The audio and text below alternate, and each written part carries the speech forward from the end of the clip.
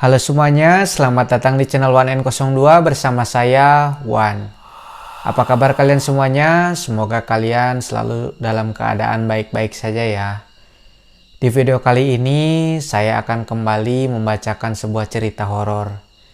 Cerita horor kali ini berjudul tentang teman sebangku yang misterius. Sebelum ke videonya, like dulu video ini.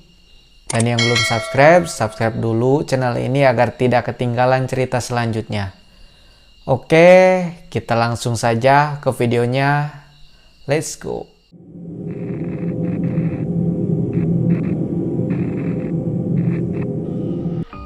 Di sebuah kota kecil yang dikelilingi pepohonan rindang dan kabut tipis setiap pagi, berdirilah sebuah sekolah dasar tua bernama SD Tunas Bangsa.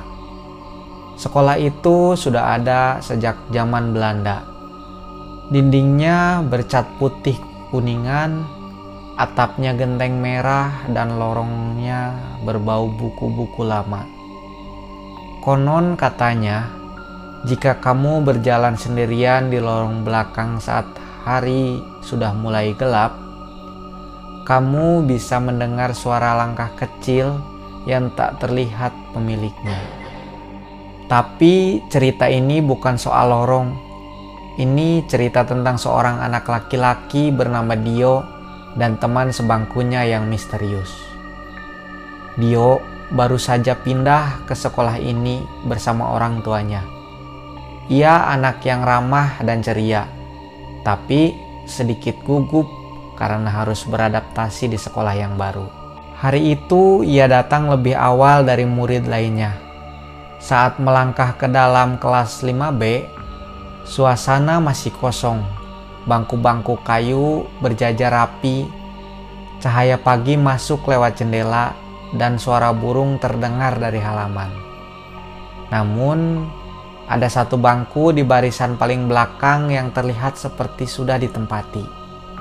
Di atasnya ada buku tulis terbuka dan pensil yang tergeletak miring. Dio mendekat, lalu terdengar suara pelan seperti berbisik. "Hai." Dio menoleh. Seorang anak laki-laki duduk di sana. Rambutnya lurus, wajahnya pucat, dan dia memakai topi kain abu-abu. "Aku Raka," katanya sambil tersenyum kecil. "Aku Dio, boleh aku duduk di sini?" Raka mengangguk pelan. Hari-hari berikutnya, Dio dan Raka selalu duduk bersama. Raka adalah teman sebangku yang baik. Dia tak banyak bicara, tapi selalu mau mendengarkan.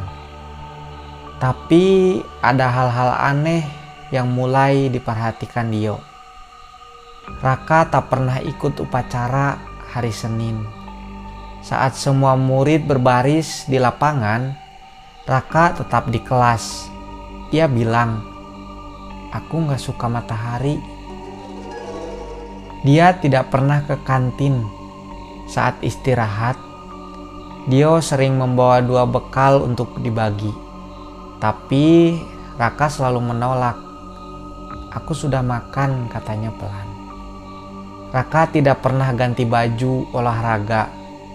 Ia hanya duduk di kelas sambil menggambar. Dan gambarnya selalu sama. Sekolah ini tapi kabur, suram, dan penuh kabut. Tidak ada teman lain yang pernah menyapanya. Suatu hari saat istirahat, Dio penasaran dan bertanya ke Gita, teman di barisan depan. "Git, kamu kenal Raka nggak?" Yang duduk sebelahku. Gita menatap Dio dengan bingung. "Raka? Siapa?" "Dio, kamu duduk sendirian loh." Jantung Dio berdebar. Ia menoleh ke bangku. Raka tidak ada. Tapi pensil miliknya masih ada di atas meja. Dio mulai cemas. Ia mencoba menanyakan ke beberapa teman lain. Semua menjawab sama. Dio selalu duduk sendirian. Malamnya, Dio menceritakan semuanya kepada ayahnya. Ternyata sang ayah juga pernah bersekolah di SD Tunas Bangsa. Dulu ada anak bernama Raka, kata ayahnya. Pintar, pendiam, tapi dia meninggal. Katanya jatuh dari tangga belakang sekolah. Tangga itu sekarang sudah ditutup. Dio terdiam. Itu tangga yang sering disebut Raka. Tempat yang sepi, enak buat sendiri, katanya waktu itu. Keesokan harinya, Dio datang pagi-pagi. Ia berjalan ke tangga tua di belakang sekolah.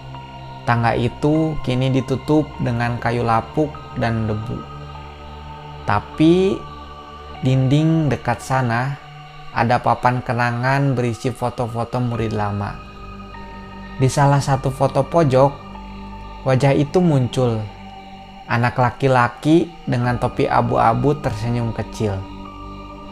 Tulisan di bawahnya, Raka Setiawan, murid kelas 5B, wafat 2003. Dio tercekat.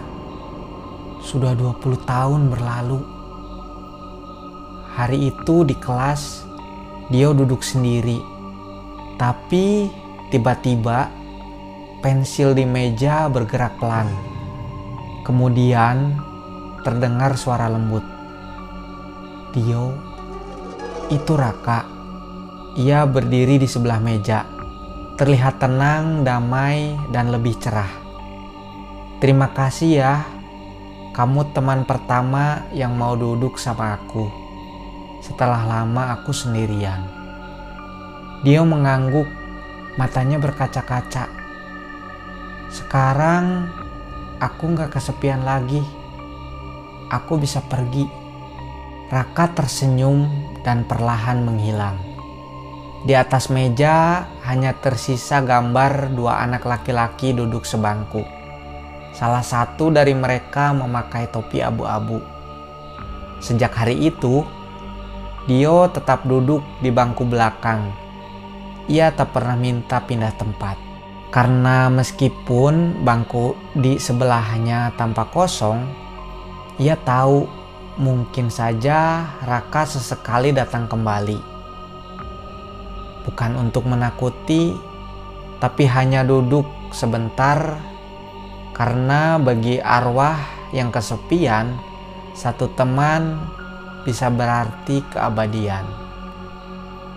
Tamat. Jadi ternyata teman misterius Dio yang bernama Raka adalah hantu. Dia adalah seorang anak yang udah meninggal 20 tahun lalu, yaitu 2003. Kalau kalian ada di posisi Dio, apa yang akan kalian lakukan? Coba tuliskan di komentar. Terima kasih telah menonton video ini sampai akhir. Jangan lupa support channel ini agar makin maju dan berkembang dengan cara like, share, dan subscribe. Sekian untuk video kali ini. Saya Wan, sampai jumpa di video selanjutnya.